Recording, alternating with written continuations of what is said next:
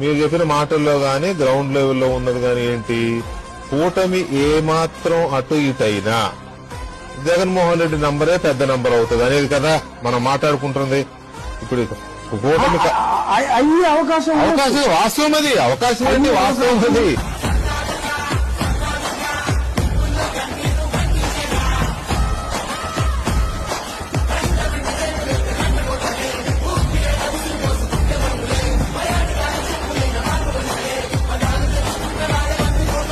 Over a period of time anti incumbency సహజంగా ఎవరికైనా వస్తుంది.